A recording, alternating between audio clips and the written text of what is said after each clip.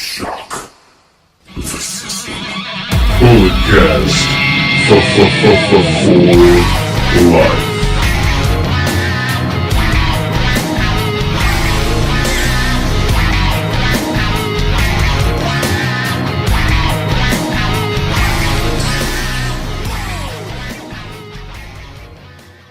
I am not here to kill Dustin Rhodes. I'm here to kill the Attitude Era. My entire lot, my whole class of peers, has been compared to these gilded late 90s through the early 2000s for over a decade, and it's an utter sham. Sure, you paved the roads for us, but gosh, you set the speed markers at 35 because you are terrified of any of us putting our foot down on the pedal. You mean to tell me some pissant bodybuilder making every match a no DQ, meandering around the crowd, throwing the jib cam at his opponent compares with a Kenny Okada match? Or some bra and panties spectacular can match up with what the women did last September 1st? Or even Dwayne, as electric as it was, rhyming and raising, was it really better than what Punk said sitting on that stage? Listen, I am the least Rhodes of the Rhodes. But they gave me a pair of boots. I've got the basics. When you do something to death, when you ride something to death, that's literally what happens. When that animal can't go anymore and it falls out on the trail and you can feel the tension in its eyes, in its fluttered breaths of panic, and it knows it's going to die, and it wants to die. You don't just leave it because you love it.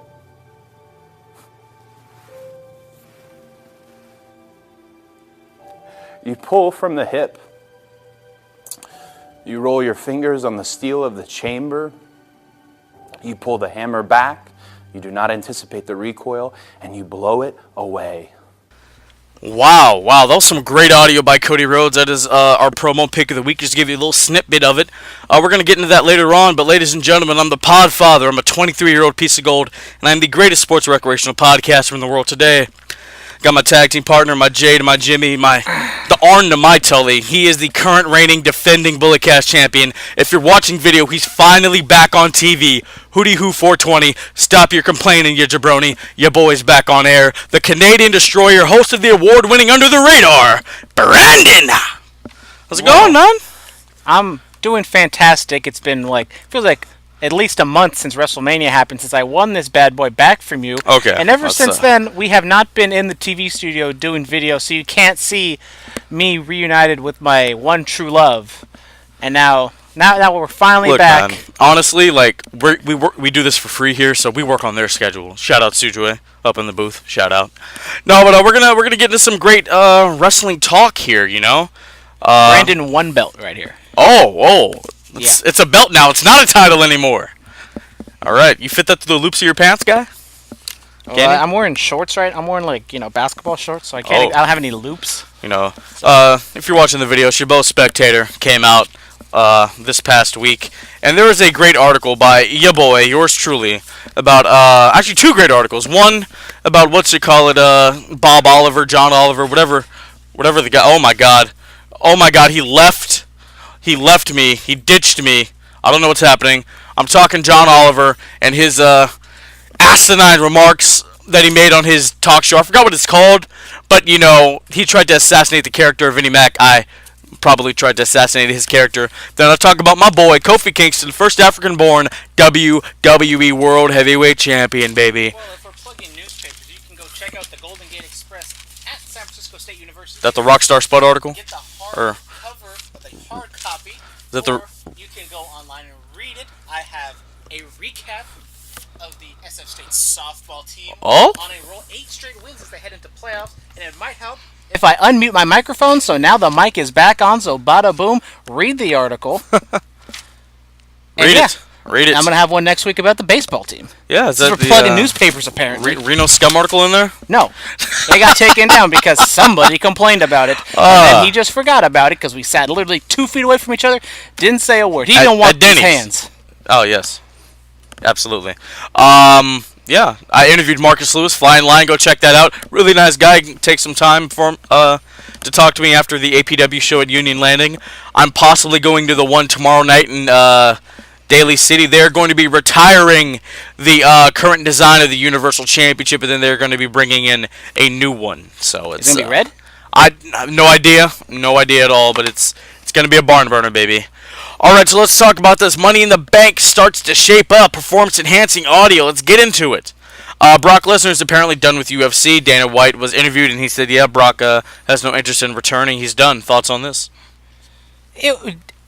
Dana White said it, so you have to take it with a grain of salt. Yeah. Which means if this might be like a marketing ploy. It might be legit. Maybe Brock was like, look, you're not giving me what I want, so I'm going to retire. But then down the line, maybe he's still training, and then he comes back. Daniel Cormier is going to fight, I think, Stipe another time, sometime in the next few months in the fall sometime. Maybe Brock Lesnar does come back. I'm not ruling out completely, but I'm not going to sit here like a lot of other people and just going to take Dana at face value and say, okay, Dana said it, so that must mean it's real, and Brock Lesnar quit, or he didn't quit, but he's retiring from MMA. So that's, it's Dana White. You never really know what's going on in that guy's head. But I guess this means he'll be with the WWE more often. Honestly, like, Brock, he could be really less of a part-timer, like, so to speak. Like, he could work even less dates, Use them for 3, like, Mania, SummerSlam, and whatever else. Saudi Arabia, yes, that show got announced. Apparently Goldberg is supposed to be there. What fun.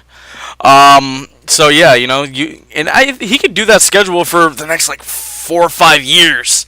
Just 3 shows a year. I think that'd be nice. That'd be nice. He wouldn't have to be in the title picture. He can have feuds like the one he had with Orton, stuff like that. With that being said, they devalued Brock Lesnar so much. He could have been such a big star. And at the beginning, they used him very well, sparingly. But then at the end, especially like by WrestleMania 31, and they just try to tell us the story that he doesn't want to be here, and we should all boo him because he doesn't love the business, and it got all meta. And now, if he does come back, is it really that big of a deal? Absolutely. To the wrestling fans, maybe to the outsiders it might be, but I don't know if the wrestling fans will welcome him back. I have no idea. We shall see.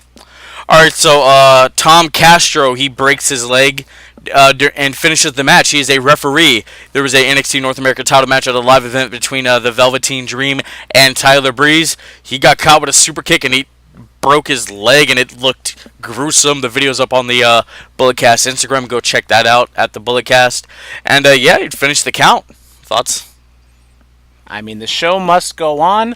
I didn't exactly see like the entire video, and like because you clipped it together, so I didn't know if it like he kicks him and then they went straight to the finish, and then he covers him and he pins him like right after he breaks his leg. But anyways, shout out to him. Hopefully he makes a speedy recovery. I've seen a lot of wrestlers and referees alike on Twitter just praising him, and hopefully he gets better because we never really see a referee get injured all that often, so it is kind of spectacular or out of the ordinary, so to speak, to see someone go down, especially with this gruesome of an injury. Yeah, I mean, referees get hurt in matches all the time. They get hit with something, and they take like a 10-minute nap while shenanigans go on. Yeah. All right, so apparently Luke Harper's contract has been extended 6 months by WWE. Apparently, I don't think they're granting a release, so to speak. I know his contract was supposed to be up in, this November, and if it's extended 6 months, that follows around to, May? Next year. This is something apparently WWE does a lot, where they have special clauses in their contract to where if you're injured or you take time off, they are able to add that time onto the end of your contract. I assume it's legal. I assume if they're able to do it, they can do it legally speaking. It's all legal, but bro. They've done this to Daniel Bryan's contract when he was out for such a long period of time. Apparently, they did it to Dash Wilder or Scott Dawson's because he had an injury. So they do this to a lot of wrestlers, and I don't know exactly if you kind of bashed John Oliver in his little piece about this, but if the wrestlers were to get a union or be able to be more collectively being able to speak up for themselves and, you know. My boy Cody Rhodes said a union would ruin the wrestling business. It's all in the article, people. Check it out. Sorry. I don't think a union has ruined football, baseball, basketball, hockey. You know. Cody brought up the idea of a players' league, so to speak. A players' league? Yes. What does that even mean? It's all in the article. You got to read it. I guess you got to read it. Yeah.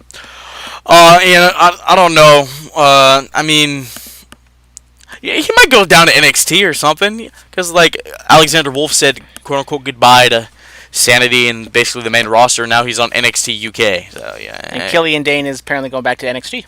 Yeah, you know, going back down to NXT is not a bad thing. It's not a demotion. Like, it's great. It's amazing. You know, that's why I bought this Tommaso Ciampa Blackheart T-shirt. And apparently we'll be getting news about the takeover in San Jose on Monday via Triple H's social media. So check that out. Yeah, so I guess moving on from that. So we talked about CM Punk's return to wrestling when he hit the GTS of the indie event. But what I didn't talk about last week was Vince McMahon only follows 51 people. Well, the Vince McMahon account only follows 51 people on Twitter. And after that CM Punk incident, he added 2 people, CM Punk and AJ Lee. So, is it just a coincidence that Vince started following Punk, or is it like my boy King of the Hill on Top 5 said, it was all a work, brother? What do you mean it's a work? You mean this whole CM Punk? The whole walkout, the whole UFC thing, was it all a work? No, it was not a whole work. It was not a work. Well, we're going to get to this in a little bit about another work that people said was a work, but it's not definitely a work. What are you trying to say, bro? Well, I mean, we're going to have to get back to that. Okay. But I would say it's just a coincidence. I'm not going to put too much stock into it. Let's be honest. If Vince McMahon, I highly doubt Vince McMahon actually gets on his phone and tweets something. Someone will present him something. He probably okays it. They tweet it out. So I'm not putting too much stock in the Vince McMahon Twitter account. I hear Vince is a big texter, so I could believe he might tweet something. I mean, it's 2019. Everybody texts, especially businessmen. I don't know about that. It's 2019. Everybody. Not everybody in his generation is a big texter. I mean, but not everyone in his generation is like a business mogul and has to talk to so many people at all these different times. Or is he really texting these people? He probably has some assistant or some, you know. We should have a team. I'm still looking for my merch money. I'm still looking for my championship bonus. Championship bonus? Whatever. Oh, my goodness. All right. So, ladies and gentlemen, Dean Ambrose has left the building. He broke out of the asylum via Twitter. Not Dean Ambrose Twitter. Jon Moxley, M-O-X, a.k.a. the guy who was snuggled up with Renee Young in Vegas. Ladies and gentlemen, Jon Moxley's back. And he's on Twitter. Not a big social media guy. This is the first time he's ever actually used that account. Yes, it was as soon as the clock struck midnight, he tweeted out this very well-produced, I might add, video of him breaking out of a prison. WWE produced? Or an asylum, and then he breaks out, and he gets chased by a big dog. Ah. And then he hops the rail, and he gets the barbed wire, and he walks, and blah, blah, blah, blah. We've all seen the video. No, I mean, there were dice, and 2-5, May 25th. I don't know. And at the very beginning, those tally marks were read to 25. Exactly. So, I mean, this is a guy who said he loves deathmatch wrestling. He's the prince of the deathmatch. He loves the art form of that. You know, AEW. I don't want to be the guy that say, "Oh, AEW bound," but I mean, Dice, Vegas, 25. And he lives in Vegas, so he could literally just walk down the strip to the arena. So I'm just saying, I don't know. Too much of a coincidence, or is he working us? Well, first, are you going to finally admit that this entire thing of Dean Ambrose leaving WWE was a complete shoot, and it's real, and my boy Wade Keller was right? It would be hilarious if he just left as Dean Ambrose and came back as Jon Moxley. I'd pop huge for that. I'd be like, haha. I don't think WWE is in the business of doing that, and yeah, Dean Ambrose being, or Jon Moxley being a deathmatch wrestler is not something WWE would want him to do. No. That being said, going back to the video, as I said, it was very well produced, which means Jon Moxley has a lot of money. He could have maybe paid for that. I don't think he did. I think somebody else paid for it. And I've heard rumors that maybe that music that was in the video was similar to a different video that they used for AEW or Being the Elite or something. I don't know if that's true, but there's all these different rumor and innuendos that connect May 25th and blah, blah, blah to this thing. If it is true, I mean, I would love to see it. we had Adam Page versus Joey Janela last year in a hardcore match, not a death match, but definitely the most gimmicky matches on All In. We don't have one of those yet. Jimmy Havoc, I think, kind of asked if he wants to wrestle. He kind of just put his name out there and said, "I'll wrestle Dean Ambrose, whatever." So, Jimmy Havoc versus Jon Moxley in some sort of hardcore death match at Double or Nothing. That's fun. Apparently, Jon Moxley doesn't have some sort of no compete within his contract, so he could wrestle at All In. Really? He doesn't have that 90-day no compete? I mean, I heard. I'm not going to sit here and say it's legit, but who exactly knows? Do we see Jon Moxley at Double or Nothing? Do we see him wrestle at Double or Nothing? Or is he just in the crowd? Because he's just chilling backstage. I mean, you never really know, man. You never really know. Double or Nothing's going to be great. StarCast is going to be great. I got some more meet and greets, by the way. That's nice. Yes. Would you like to update us on who you're meeting? So, I already told the people, Scarlet Bordeaux, gotta have that one. I'm going to be meeting Mark Henry, the world's strongest man. I met Mark Henry once, even though I was in line for NXT, and I was going to meet Kevin Owens, and then he left, and they replaced him with not William Regal, not anybody associated with NXT. They replaced him with Mark Henry. It's a world champion, boy. That's great. Not what I wanted. Wow. I wanted Kevin Owens and Sasha Banks, and I got Mark Henry. Well, Sasha Banks, we'll talk about her later on. But how was Mark Henry? Was he a nice guy? He was fine. He kind of had the vibe that didn't really want to be there, which I kind of understand. It was kind of late. The Young Bucks scored those bad boys. All right. Who else? Scott Hall ladder IC title meet and greet. Can't wait for that. JR and the King. I got that one, and I will be meeting Dustin Rhodes. Yep. It's gonna be a good time, man. It's gonna be a good time. I might grab that Ric Flair meet and greet. I did some math. Apparently, if you meet Flair and Steamboat separately, you save quite a bit of money than the joint meet and greet with the NWA title. Just for you people who will be out there. You frugal people out there. Yes. All right, so moving on from that, John Cena will apparently be in Fast and the Furious 9. Thrice in a lifetime. Yes. There you go. Dwayne versus Cena. We got some Dwayne news to talk about later on, too. Dean Malenko was apparently done with WWE. You talked about this on Under the Radar. Award-winning. Fill us in.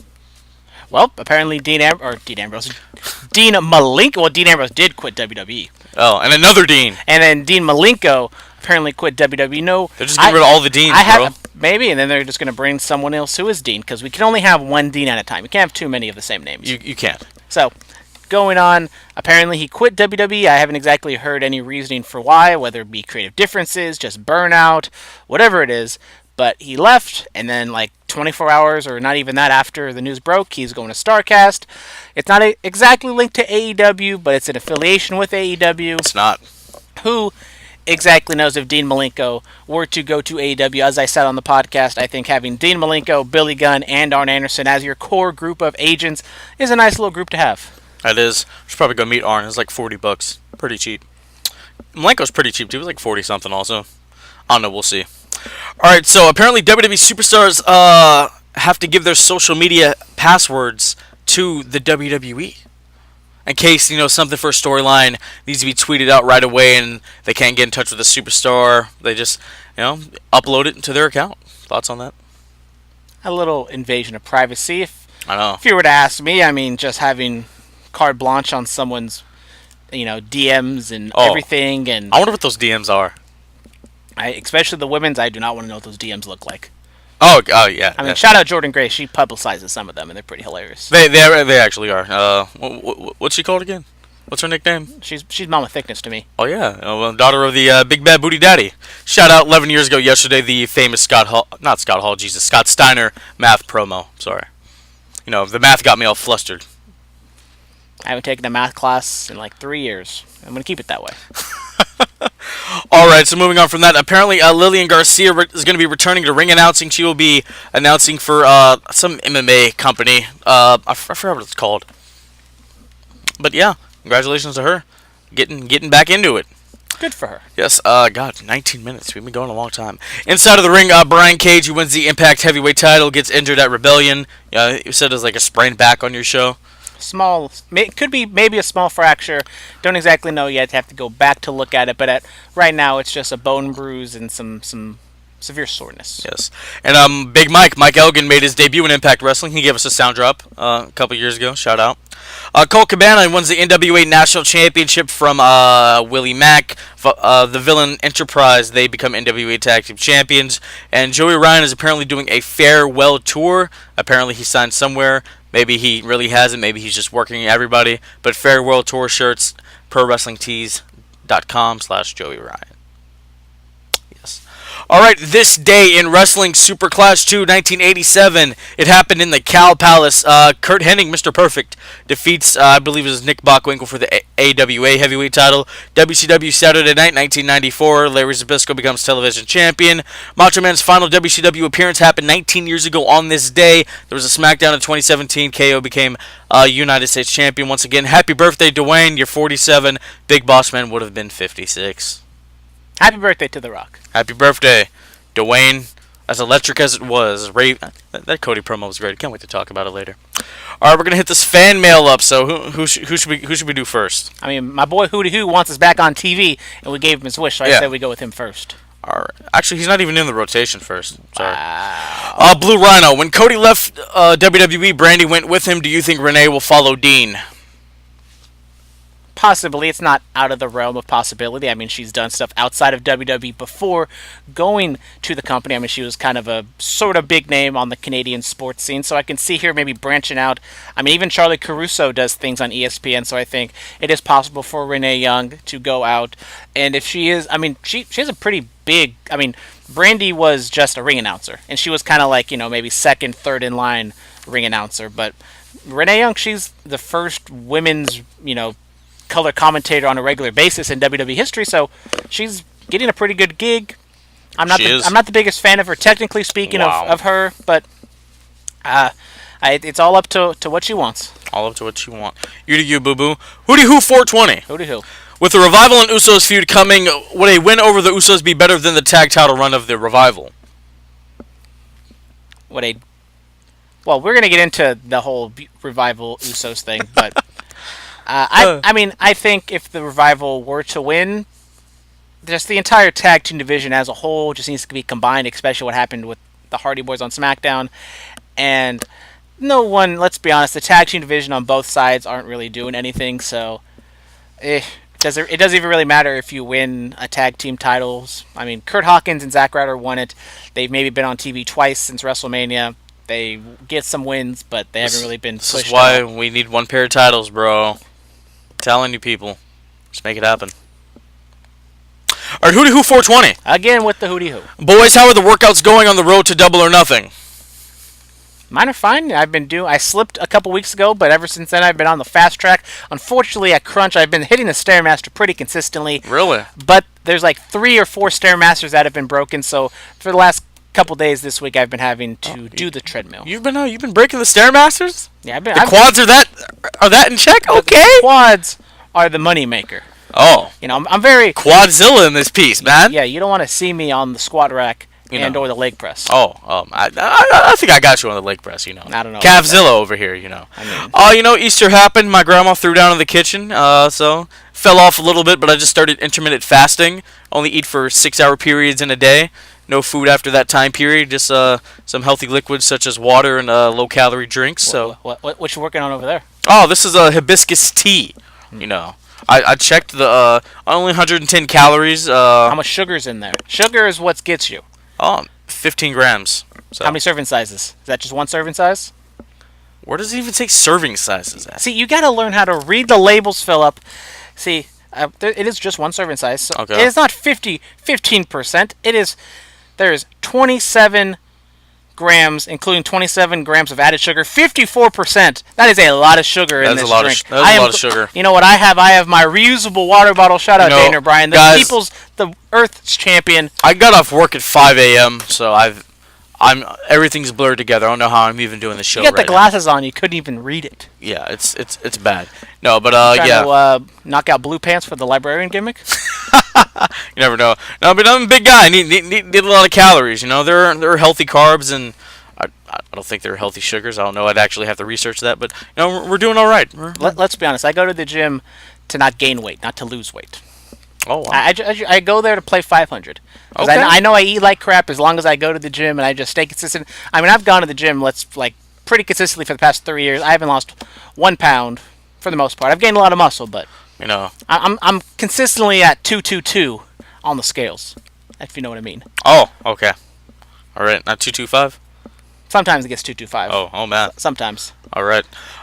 This is a new one, Donut Killer. Speaking of healthy eating. Yes, I know, right? What wrestling theme is a guilty pleasure for you, and then what pop song is a guilty pleasure for you? A pop song? Yeah. So a pop song. I mean, if you have an answer out of the top of your head, you can go.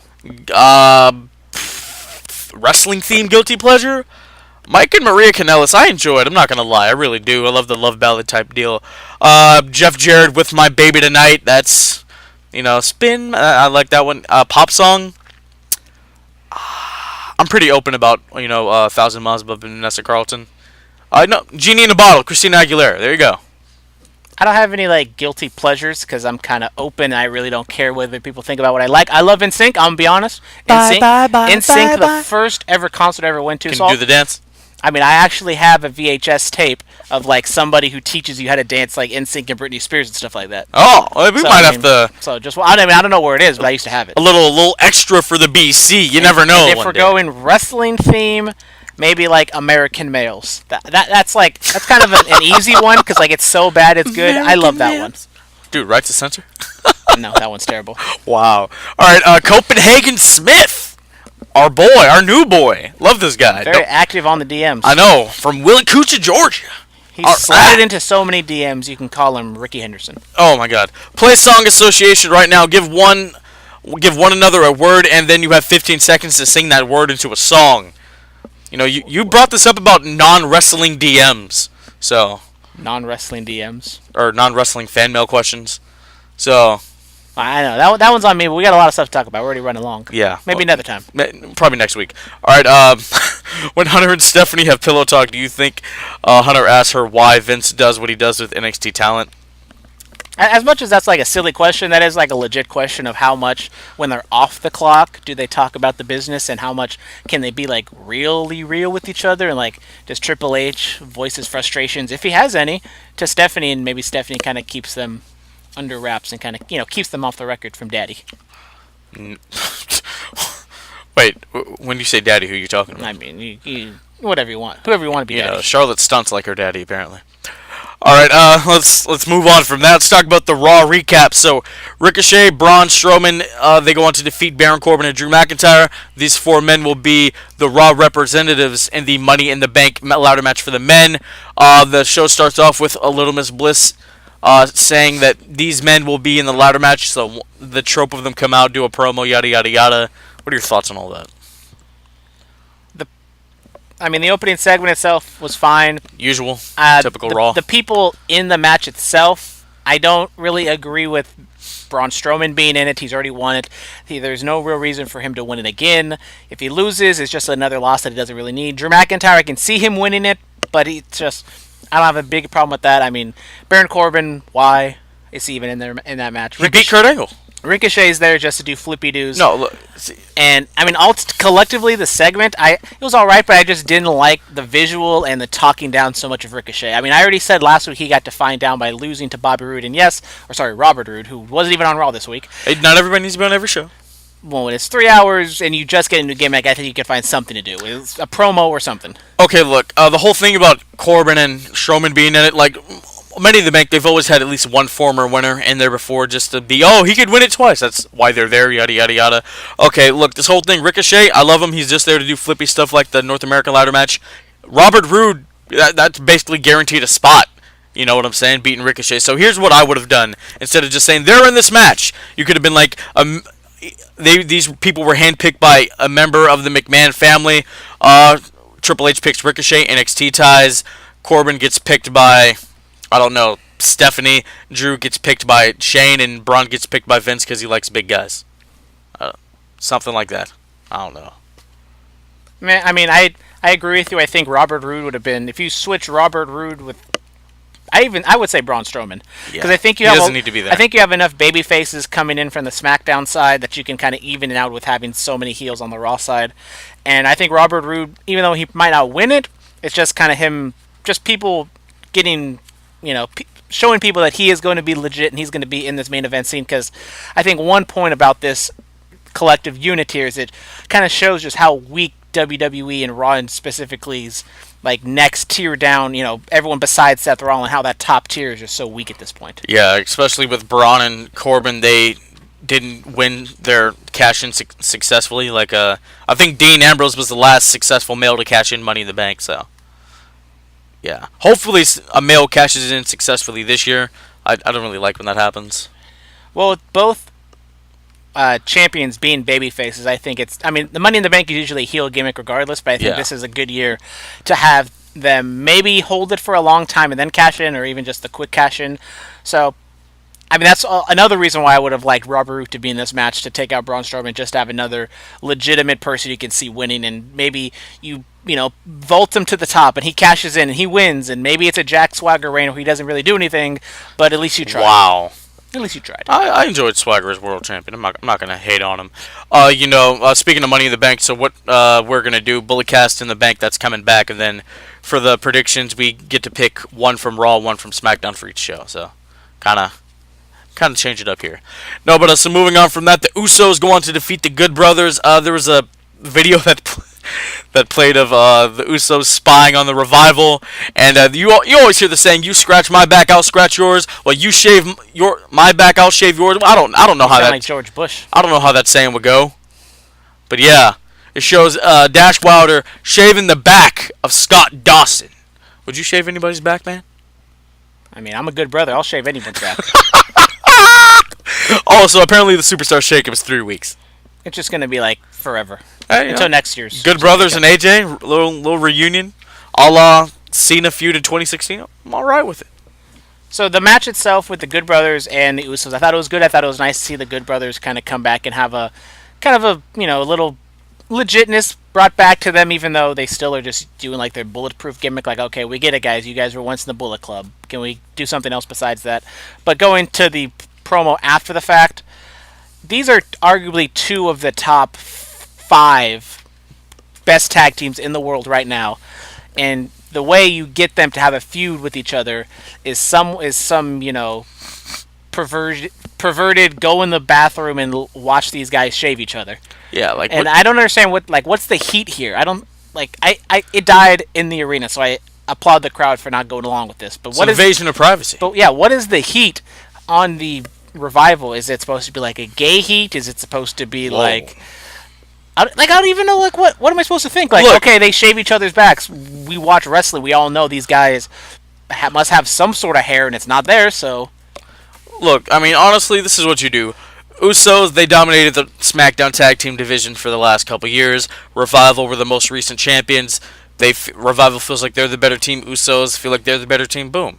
Yeah, it's just who's better, It's simple stuff. Yeah, you could have done it the other way, to where the Revival were backstage, lurking on the Usos in a non-perverted way, and they just attack them. Yeah, you can do the same exact thing, and I even like it because it's kind of like real, where they have the camera and no one really knows what's going to happen except for the Revival, and blah, Yeah, they set up a camera, they lean it up against one of the crates, and they beat them down, and they can just do simple stuff like that, and yet they're trying to go all fancy and a back shaving skit, which died a horrible death. But in their defense, this probably was the most memorable thing from the Raw. Yeah, even though it was terrible. And they're not doing a long story here with the Usos and Revival. Long storytelling booking is hard, and everything can be mega powers. But this is short and simple. They should have been able to do something with this. Moving on from that, Bobby Lashley defeats The Miz. No Leo Rush by his side. Apparently, Leo Rush is a heat magnet backstage. Hey-o.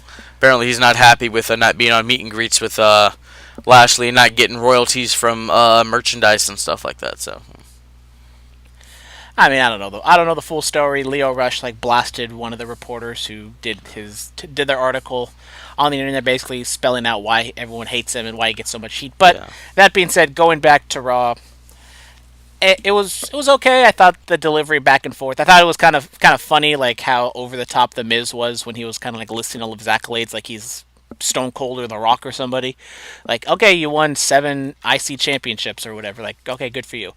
And I don't even think it said he main evented WrestleMania. Even though Bobby Lashley kind of ran it, who cares? But that wasn't the main event. But Whatever. He stood in Trump's corner. Because he was the babyface. America.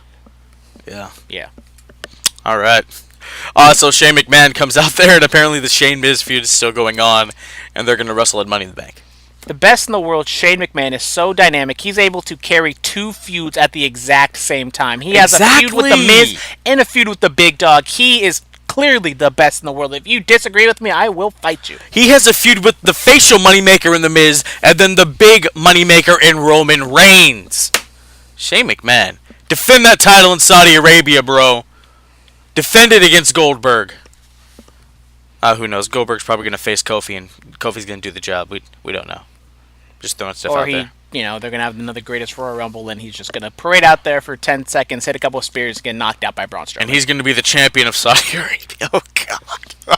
I mean, I don't know if the Saudis would appreciate someone with the last name Goldberg being the champion, if you know what I mean. Oh, yeah, absolutely. Anyways, moving on. Yes. Before we get too deep into there. Yeah. We've had that conversation on this podcast many times. So the Viking Raider experience, War Raider experience, I don't know what there are. The War Raider Vikings experience. Yeah. Warriors, remember? The Viking Warriors was on the WWE survey, so throw all that in there. All these Bay Area teams on Monday Night Raw. Yes. They go on to defeat Minnesota with the Vikings. They go on to defeat Lucha House Party. I was watching some Grand Metalik stuff from AAA. That guy was fantastic. He still is fantastic, but it's just once you get to WWE, you get to find down. I don't know about that. You're on the road so much. You don't got to do all these moves. I mean, just look at Andrade. He was so great in Japan, in Mexico. He still busts out some moves, but it's just not the same. Yeah, it's not. So, thoughts on the Viking War Raider experience, Warriors? Meh, it's fine. They just haven't really defined their character, and they're in the heel role, but they don't really do anything heelish. They just beat up everybody, and they just kind of manhandle everyone, but on a heelish way. So I just don't really know where they're going with this. Yeah. All right, what else happened on Raw? The Women's Money in the Bank participants from Monday Night Raw have been announced. So it will be Naomi, former women's champion, Natalya, former women's champion, Alexa Bliss put herself in the match, former winner and women's champion, and then Dana Brooke. Wow, Sam Roberts talks smack about you on WWE Main Event. You get put in a big Pride profile match. This segment was atrocious. No one in this foursome can act. They can't cut a really good promo. Alexa Bliss is good, but I just thought the delivery and the cattiness between everybody, especially Dana Brooke. Dana Brooke, what is her gimmick? That no one gives her a chance. The reason she doesn't get a chance is because she's no good. I mean, she's very athletic. No getting wrong. Yeah, okay. Once again, Naomi is very athletic. Maybe the most athletic woman on the roster, and yet she can't wrestle. She's overly athletic. She does way too much stuff where she can't do, and it doesn't look realistic. And I don't know. I'm gonna be honest. That rare view looks pretty realistic. Outside of the Becky Lynch storyline stuff this week, it was not a good week for the women's division. I mean, honestly, let's be realistic here. Dana Brooke's not going to actually be in the match. Sasha's going to jump her or something, and then Sasha wins the Money in the Bank. That's what I see. All right, moving on from that, Firefly Funhouse Part 2. Word of the day, sociopath. That's cool. Want more? It wasn't more outright creepiness. The puppets were kind of weird. Have you heard about these cult? Not cult. I don't want to say cult, but these fan theories that he's actually in the burnt down house or something, or maybe he's been in an asylum or something, and they're trying to treat him the best way they know how. I don't know. I mean, it's Abby the Witch, so obviously that's going to be Abigail. But then Abigail died in storylines, so is this all this is in his mind? So is it all in his mind? Yeah. And as I said, this is fun storytelling, but it is it's fun. I don't even know storytelling, but it's just fun entertainment. I mean, it's going somewhere. It's fun for what it is, but how do you get that into the ring, bro? Dude, look, he needs to be like the original Doink, R.I.P. Matt Bourne, goofy and witty and crazy and all that stuff, but a sadistic bastard inside of the ring. Almost like what Dean Ambrose could have been. Yeah. Oh, Dean. But now we can see what he can do as Jon Moxley. Dean, one of my favorite heel turns, man. What happened? Where did we go wrong? All right, moving on from that, Naomi defeats Alexa Bliss. This was unfair. Alexa was wrestling in Converse. She had to keep tying them up. That was not was not fair at all. Yeah, and she was in pleather pants. I mean, come on. Yes. I demand it not go in the official record book. I'm just going to say that. All right, moving on from that, Becky Lynch and Lacey Evans, they brawl ahead of their Raw Women's Championship match at MITB. It was fine. It happened. It was good. Becky Lynch telling Lacey to go make her a sandwich. The line of the week. Go make me a sandwich. You're gonna go make me a sandwich? A little sexist, but it's whatever. Is it sexist if it's women to women? I mean, she is the man, though. Yeah. So is it sexist if she's the man and she says it to a woman? But she's a woman. What? My brain hurts. Like I've said on this podcast, the term "the man" is not gender specific anymore. Like I could see a woman being a complete badass in their profession. Hey, you're the man. You know. Let's not dive too much into this before we get the wrong kind of... We get Leo Rush heat. Oh, God. I don't want any Leo Rush heat. All right, so Zack Ryder and Kurt Hawkins defeat the Revival. Hawkins is now on a winning streak, apparently. Good for them. Be honest, I'm surprised they still have the championships. I know, right? All right, Sami Zayn talks psychological enlightenment to the WWE Universe. Real line of the week. Quitting WWE would be great. Do some people need to leave? Sure. I'm not going to say they need to just go to AEW and go join the revolution, brother. But, some probably do need to step away. Refresh themselves. Or be like Dolph. Take a nice hiatus. I think this definitely is Vince McMahon speaking via Sami Zayn. Yeah, he's speaking through the people by a fan favorite of the people. So Sami Zayn against freedom of speech and making your voice be heard and all that other stuff. Yes. As liberal as Sami Zayn is, he is trying to quiet the people. Yes. Sami Zayn, Saudi Arabia? I doubt it. Yes. He should just cut that promo in Saudi Arabia. That's the real money. All right, so Rey Mysterio defeats Samoa Joe. Then Mysterio is hoisted on the shoulders of his gigantic son. And he doesn't get dumped on his head. He does not. You think, I was going to make a Dominic custody joke. I don't know where I was going with it. But, yeah. This could be the end. This could just be the beginning. Who exactly knows? I thought Dominic was going to get choked up by Joe or something. Well, I mean, neither one of these guys have anything... I mean, they just completely dropped the Braun Strowman Samoa Joe thing. So I think you could... you can stretch this out until Money in the Bank, and then you can go back to Samoa Joe and Braun Strowman afterwards in July. You know what? You're right, man.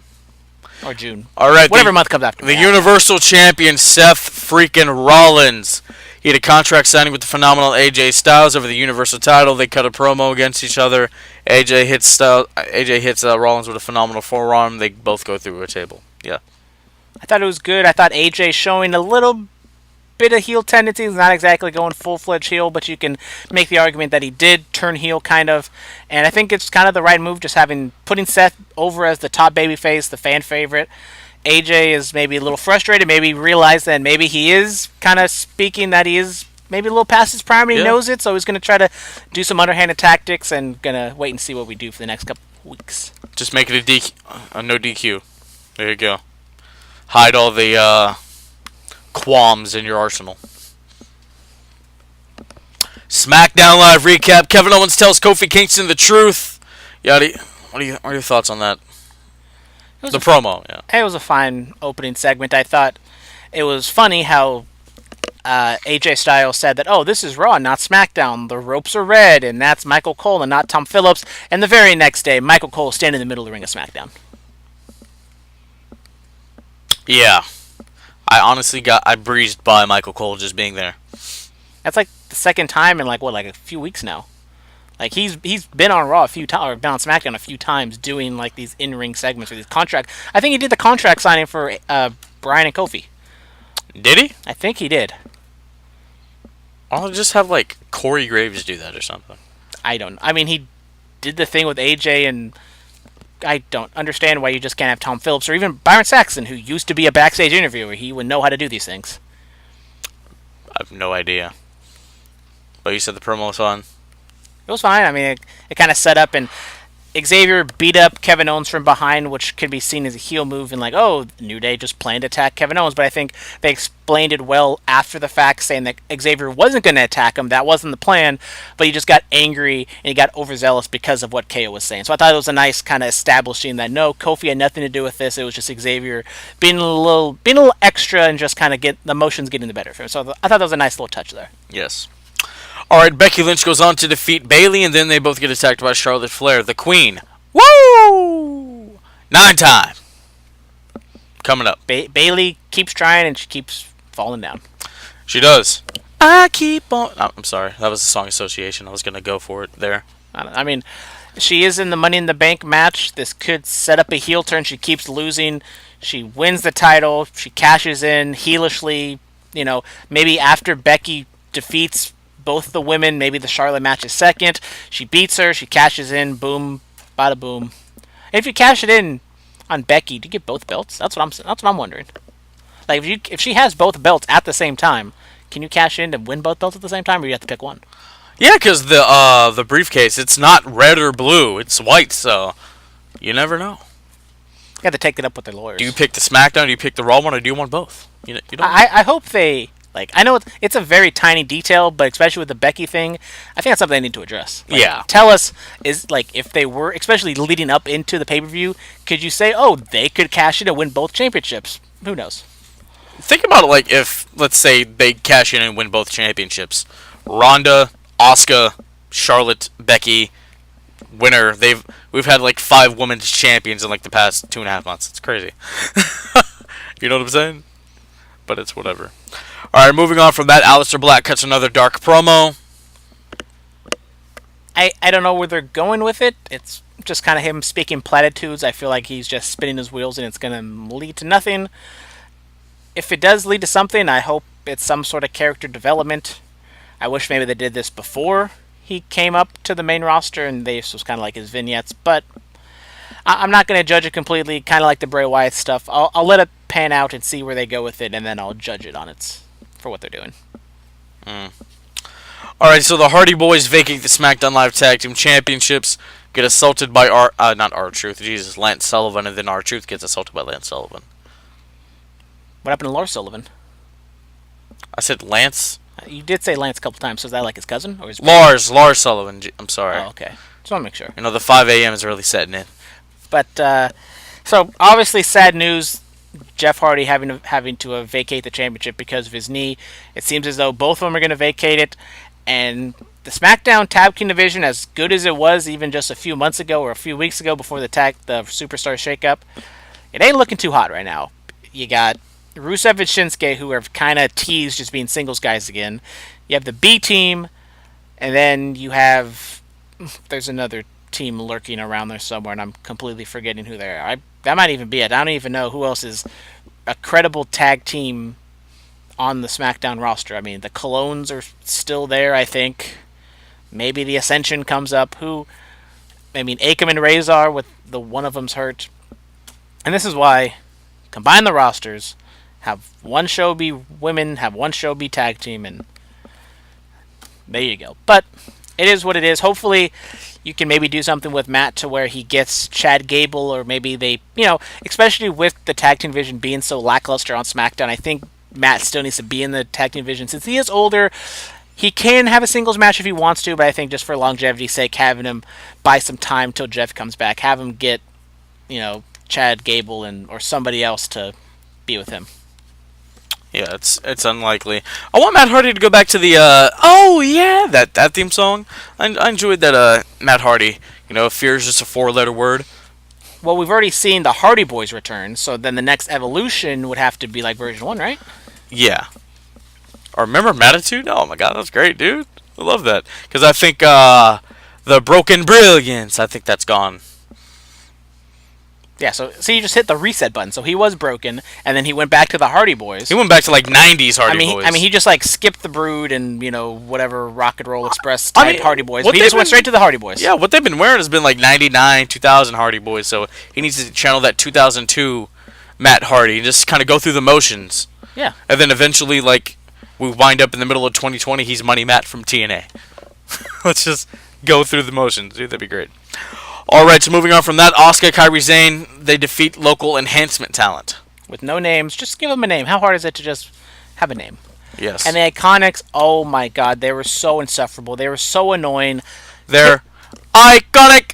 You're not getting the move from. They're not getting the gimmick from each day. They were. I'm giving them a thumbs down. As much as I put them over, and as much as I find them entertaining, that was terrible. You have to admit. I really just smacked the mic. They were so annoying, and it wasn't channel changing for me, because let's be honest, I have to do this show and I have to sit through some terrible things.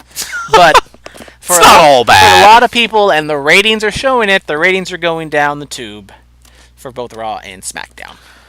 October's gonna roll around. They're gonna go to Fox. AEW's gonna get a TV deal. They're gonna show up or something. By the way, whenever that TV deal happens, we'll be covering Raw, AEW, SmackDown. We're gonna be covering it all, man. So yeah. All right. Well, moving on from that, Moon, Bayley, Carmella, and Rose join the Women's Money in the Bank ladder match for the SmackDown crew. So yeah, it's a nice little setup. You might say a nice little setup, but this match is looking to be rough. Mandy Rose is taking it home. You got, was it Mandy Rose? You got Dana Brooke. What's wrong with Naomi, Mandy Rose? Naomi, they are not ring journals. Okay, look, Mandy Rose's V-trigger is better than that Omega guy, all right? I'm going to say it, okay? I enjoy Mandy Rose. I mean, Aleister Black is a nice V-trigger, I'll be honest. Mandy Rose, is she better than Eva Marie? That's not exactly a high bar, so I'll say yes. Okay. I'll give you that. Okay. Well, yeah, they joined Money in the Bank, so it's going to be... I mean, Carmella, and Carmella, so, like, out of the 8, wow. 5 of them aren't the best workers in the world. God bless Natalya, Ember Moon, and Bayley. Wow. I'm waiting for Ember Moon to hit, like, whatever her eclipse off a ladder. I was thinking that's going to be great. No, it's going to be interesting. We shall see. So, the big dog, Roman Reigns, goes on to defeat the B-Team. Another part of that 3-week Superstar shakeup. So this is kind of the problem with Roman Reigns, is you kind of have to straddle the line between having him be in peril, but then not booking him too strong, but then you need to book him strong for him to be credible. And this one was kind of perplexing to me, because, like, you have him go against the B team.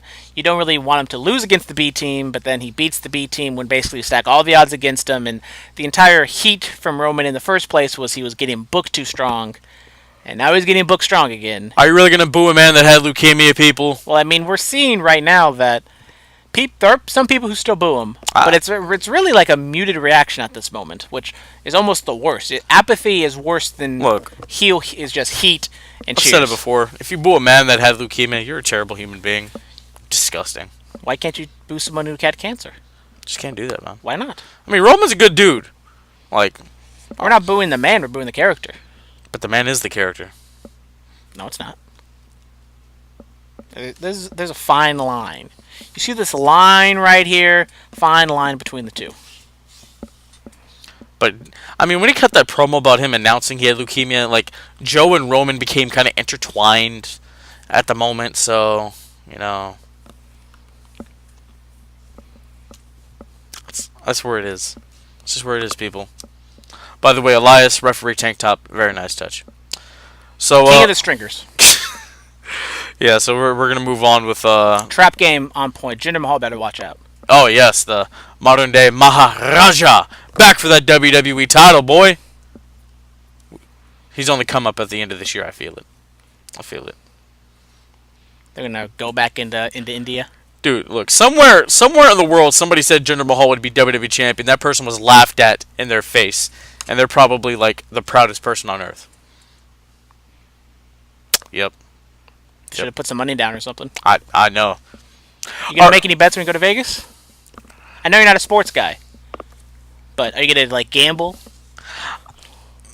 I may play slots, you know. Slots is not where it's at. Video poker is where it's at. It's a grind, but at the end, if you play your cards right, literally, you'll come out on top. I don't know. I'll see if Paul is into that. We might go do something like that. All right. So Finn Balor and Ali defeat Randy Orton and Andrade Cien Almas. These guys are in the male Money in the Bank ladder match as well. Yeah, so basically on Raw you got all the big guys, and then on SmackDown you have all the little guys. with Randy Orton being somewhere in the middle. And my first preliminary pick to win, I think, is Andrade. I think Andrade is a great pick just because he kind of needs it. He has Zelina with him. They can cut promos. He can be that heel who just is kind of lingered in there in the background. And the Money in the Bank briefcase is a heel thing to begin with. I think, to be honest, I think Drew McIntyre is above it. I don't think he needs that. So, out of everybody, I think Andrade is my early pick right now. Yeah, same. Because Ali, I don't know. I mean, you could do it with them, but it's just with two babyface champions with another babyface. Yes, you can. I mean, you can go the RVD route where he wins it and then he challenges him at whatever it is, Stomping Grounds or Proving Grounds. Whatever Ali can cash in at on Kofi. You took my spot. I'm taking your title. You can do that.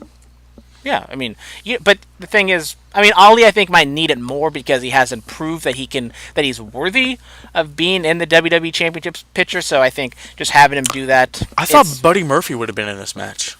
We haven't seen Buddy Murphy since he cut that promo the week he got drafted to SmackDown. I mean, he's SmackDown Live's best kept secret. He's gonna be like Sanity. He's just gonna not be there. Don't do that. He's gonna turn up and he's gonna be the henchman for the Best in the World, Shane McMahon, and then he leaves. No, but yeah, like I was saying, the McMahon family, they could have picked like Triple H with Balor, Ali, I don't know, Shane, Andrade, Stephanie, Vince, Orton, something like that. Anyway, Kofi Kingston crashes the KO show. What are your thoughts? It was good. I thought KO's delivery was fine.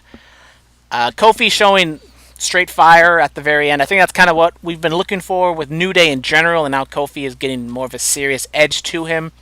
So I thought it was good.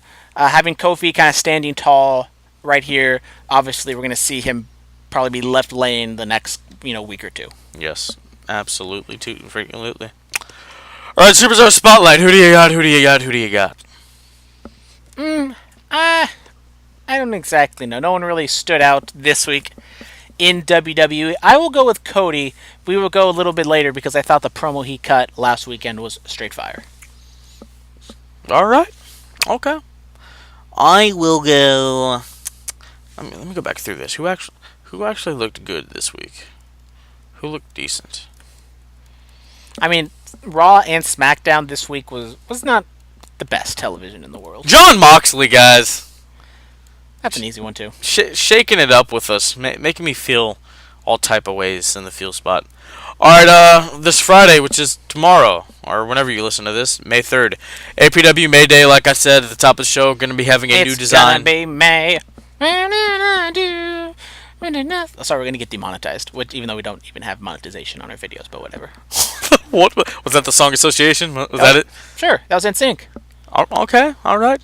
My not so guilty pleather. Yeah. Pleather? Pleasure? Pleasure? That's what Alexa Bliss was wearing in her match with Naomi. Was some pleather. With some Whoa, wait. I mean, that's a sound drop right there. I mean, you do you. If you get some pleasure with some pleather. Whoa. I'm not here to kink shame, guys. Whoa, guys. Hold on. Yeah, like I said, they're going to be changing the design of the APW title. So, yeah. It's going to be good stuff. Shout out. Promo pick of the week. Take it away. So, there was a promo last week. Well, I guess this week. It was on Saturday. Yeah. Cody cut a pretty straightforward 4-minute promo on his Nightmare Family YouTube channel. You go check it out. It was just 4 minutes. He kind of walked in, and it was just a blank canvas. He walked in through the shadows and just kind of cut a promo, told a little bit of a story about his relationship with Dustin. I love my brother. He talked about how he loved his brothers. Sometimes he wasn't always there for him, and blah, blah, blah, blah, blah. And the Attitude Era just set this high of highs, and everyone just keeps comparing them to the Attitude Era, and I think it's time for us to move on from that. And he basically did the old Yeller shtick where he's going to, take the old dog out back and kill him. Yeah. I mean, you heard it at the top of the show. I played you the clip from, he wants to kill the Attitude Era until it was over. But yeah, I mean, that was really. I enjoyed it. Cody kind of quote unquote tearing up a little bit. Like I said on the show before, Cody Rhodes is great at telling a narrative. I mean, look at his father, one of the greatest storytellers ever. So I really enjoyed the promo. Everybody thought, oh yeah, they're gonna hate each other. It's not about that. He loves his brother, but he wants to do away with his era because he feels like his generation has to take the back seat every time a big show comes around and all the pissant bodybuilder has to have a no disqualification stipulation to hide his qualms and stuff like that. Nice shot at Triple H there. Yeah. I was waiting for that Cody rebuttal after Hunter called it a pissant company at the WWE Hall of Fame. I'm surprised WWE didn't send a cease and desist because Cody practically did the exact same promo that Aleister Black did in terms of setting-wise. True. But Cody did it way better. Oh, yeah. So Much better. It's just something simple that I wish WWE and just wrestling companies in general would do. It's a straightforward promo. You have them sit there for 4 minutes. You don't need to have them be out there for 10 minutes in front of a crowd. But with 3 hours, you need to stretch a 4-minute promo into a 12-minute promo, and that's just kind of... That's why NXT is so good, because they don't have to stretch everything out as much. Yes. I got to check out NXT. I still haven't seen that Dream Buddy Murphy match. I need to check that out. Kushida's debut.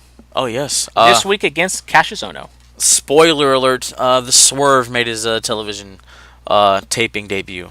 That'll be airing in a little bit. Shout out Trevor Lee. It was also at the TV tapings. My boy finally made his debut. You were the biggest Trevor Lee guy ever. I think he actually he faced Shane Strickland. Wow. I think it was Shane Strickland versus Trevor Lee. So I'm glad we got to see this. Hopefully that makes TV something gonna want to see. I'm glad we got to see the Swerve on his way out. Go check that All Pro Wrestling match out he had with superstar Jake Atlas on their YouTube channel.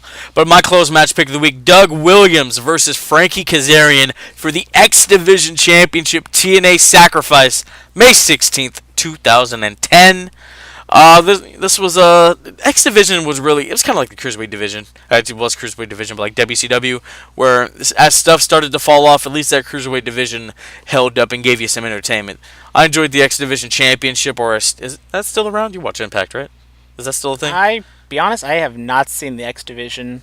It might be, but I'm not exactly sure. Yeah. I mean, back in the day, that X Division title was fuego. And then, of course, Austin Aries coming up with Option C. You give up the title, get an opportunity at the World Champion. I enjoyed the X Division title. I enjoyed this match. What are your thoughts? Oh, yeah, it's kind of like what you said back in the day, 10 years ago, when there's a lot of, old-timer WWE guys in the promotion. The X Division with some of these guys was kind of the shining light of TNA. So, definitely a good match. Go check it out and relive TNA history. Yeah, a lot of your favorites have been X Division champion. AJ Styles, Samoa Joe, even Abyss has been the X Division champion. Yeah. Yeah. All right. Follow us on Twitter at Bulletcast, Instagram, The Bulletcast, YouTube channel, The Bulletcast. Email us bulletcast2 with the number 2 sweet swet at gmail.com. 99.9 FM KW in Watsonville every Friday night from 9 to 10 p.m. iTunes, SoundCloud, Stitcher, TuneIn, Google Play, iHeartRadio, YouTube. We're all over the damn place. All right, ladies and gentlemen, this has been the BC. Brandon, any final remarks, any closing statements? Go Sharks and go Warriors. Yes, we will see you people next week for some more wrestling talk.